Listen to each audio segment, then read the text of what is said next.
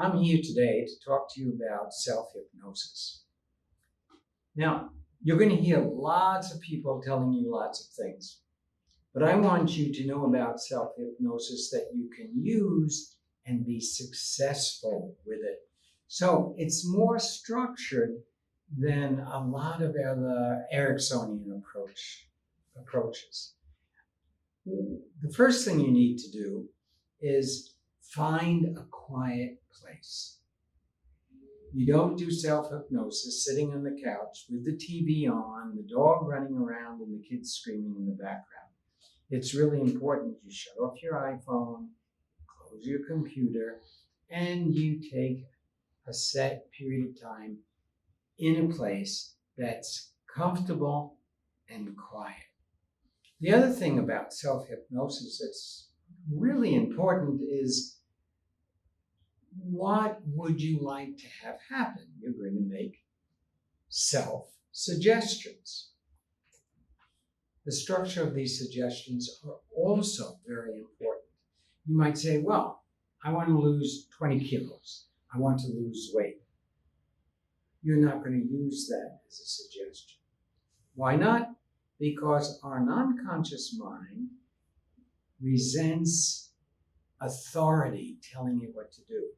So first of all, if you're busy saying you're going to lose 20 pounds, it's going to say to you, not happening, not going to lose that. Secondly, think about the wording.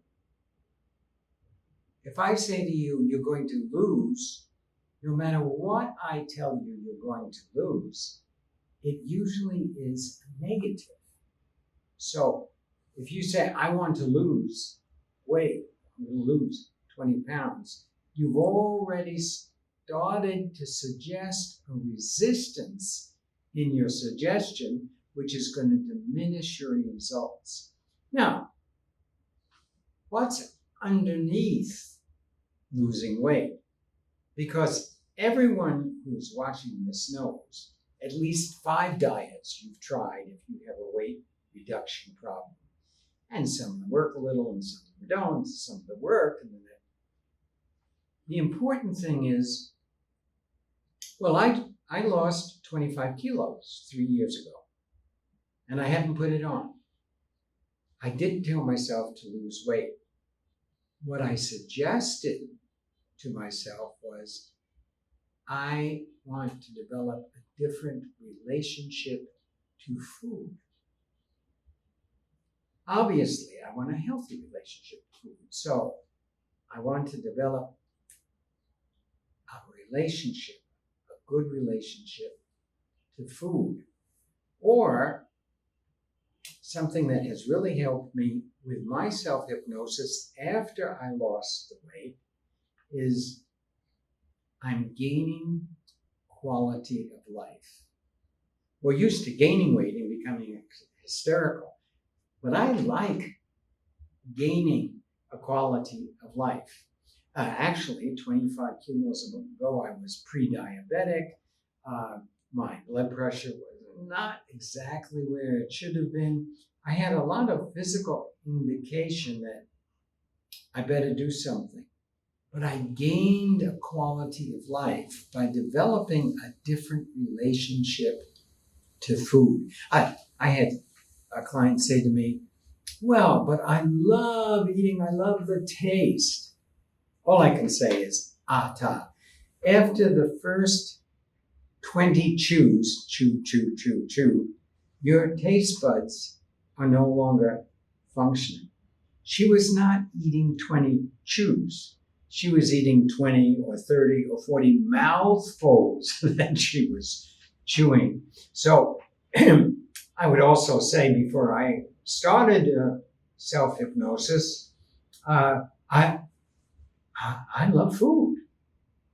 But if I really love the taste of food, I want to learn how to enjoy the taste of food. That's a very different suggestion to myself, because try it with your favorite food.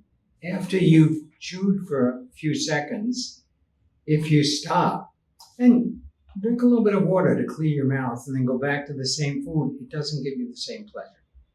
If you want to really enjoy the taste of food, ask yourself to do that, but then your body will tell you when that enjoyment ends. So it's very important that you don't tell yourself what to do in self-hypnosis.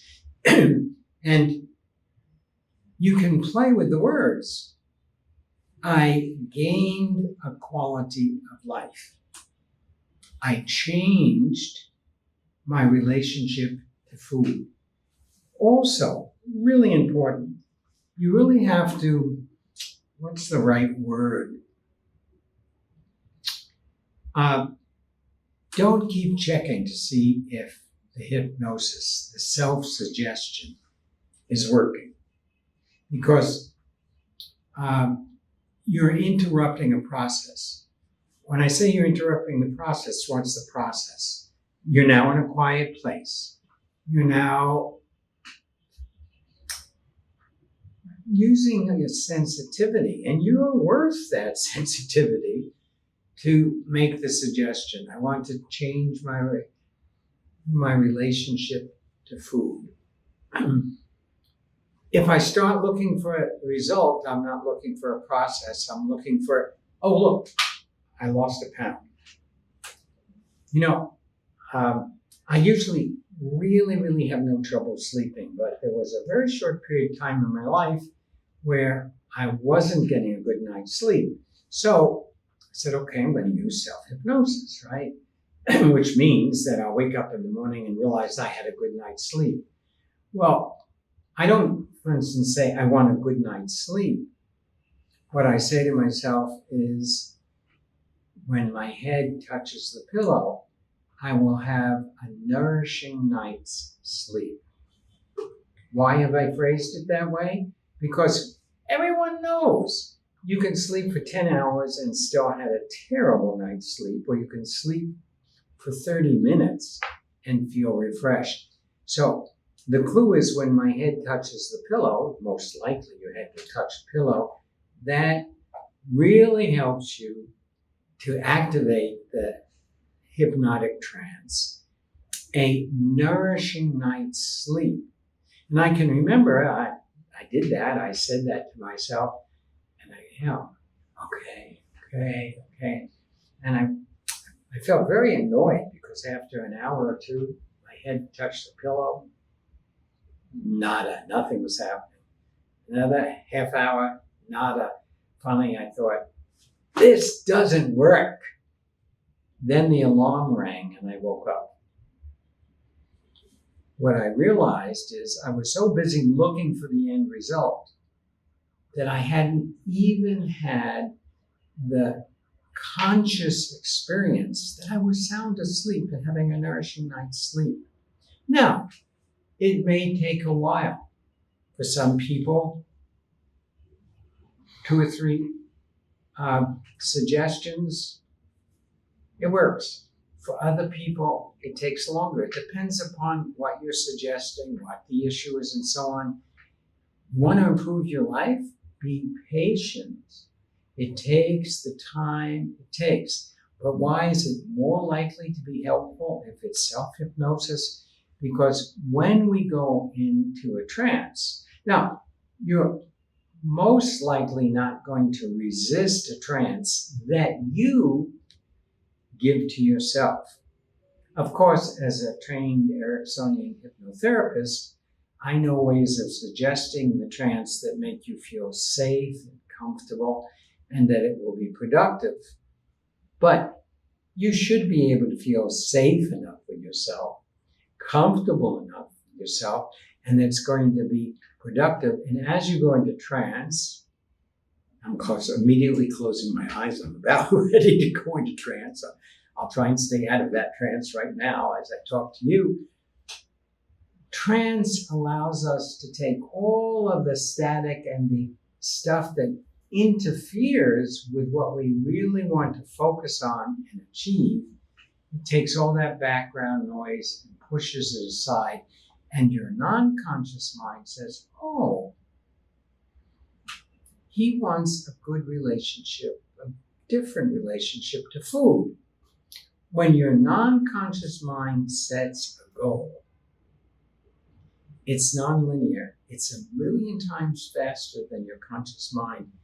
It's going to find some way, not an ABC logical way, but who cares how it gets you to the result you want? It will find a way. It is a good idea not to become diabetic.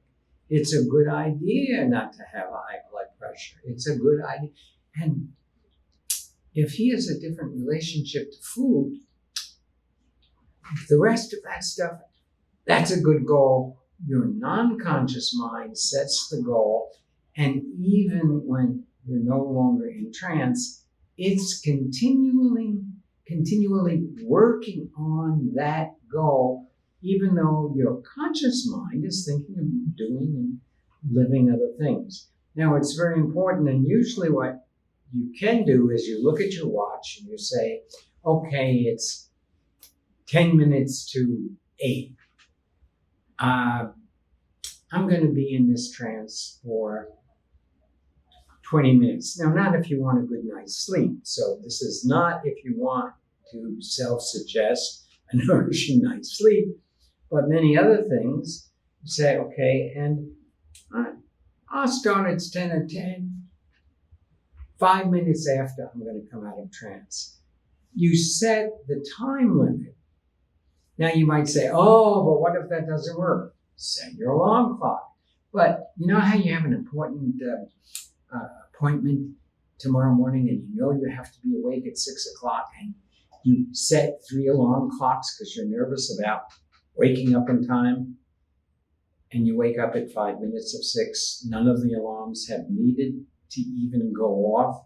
We have an automatic clock that for most of us works relatively efficiently, but if you have any concerns, set an alarm. Okay, 10 minutes before the hour, 5 minutes after, that's 15 minutes.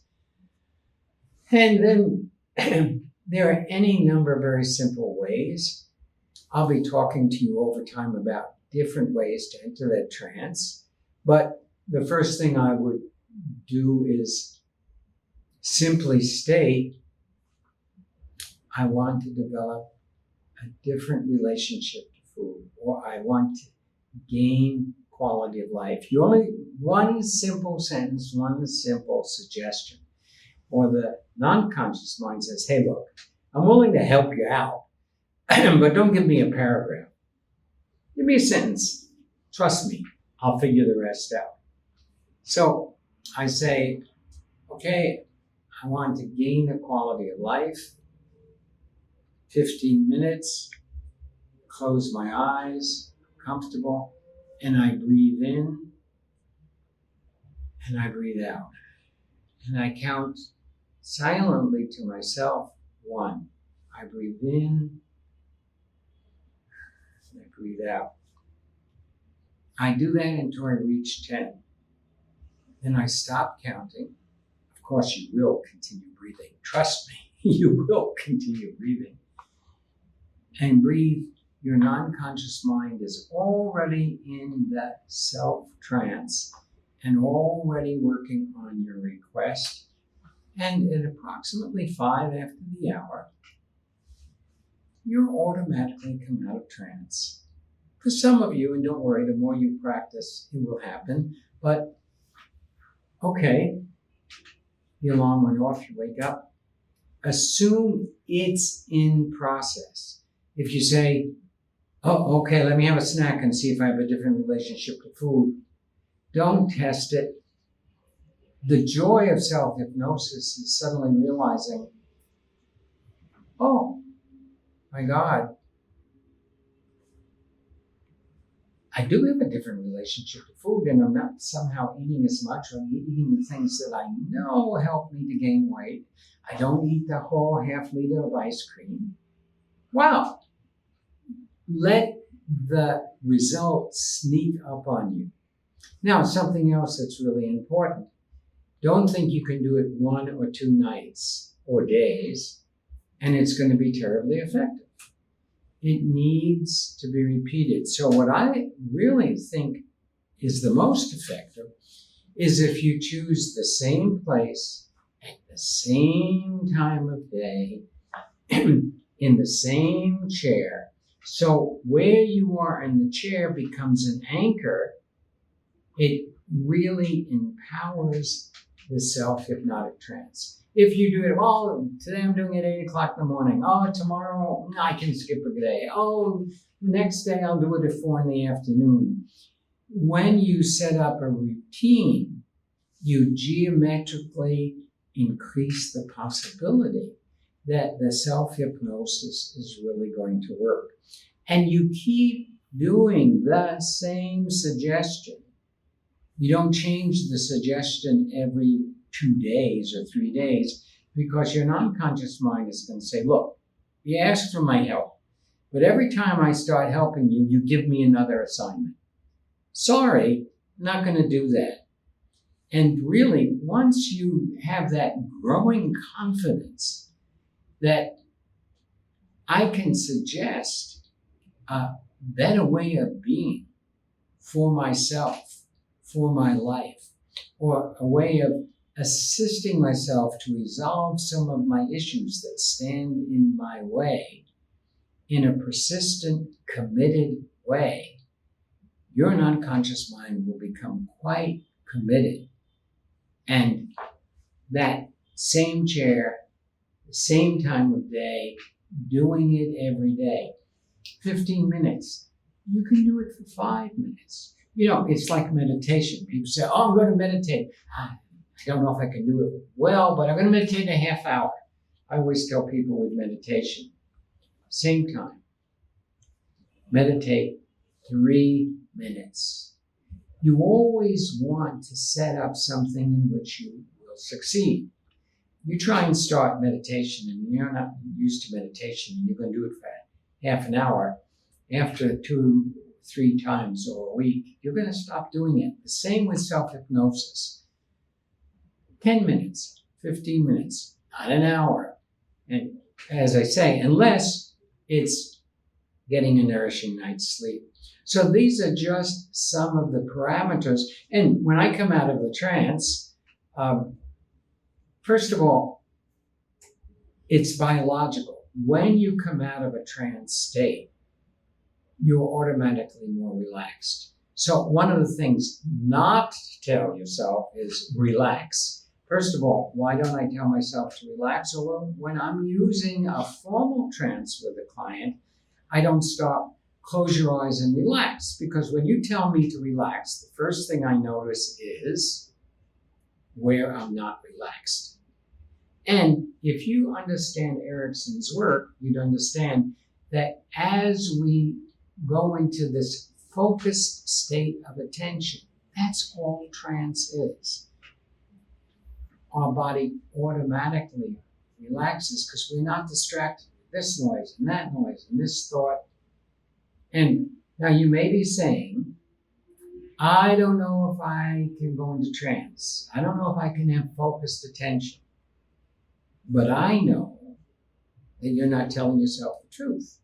Because if you're Brazilian and you watch a soccer game, you're in trance. Now, if it's your team and they're doing great, and yes, they're winning and so on, and you're screaming and yelling, and you're in a highly focused state of attention, and think of all the positive energy you're sending to your team. Now, if your team is disappointing you and they're losing and they're making, oh my God, what a stupid, you're still in a highly focused state of attention. You're in negative trance.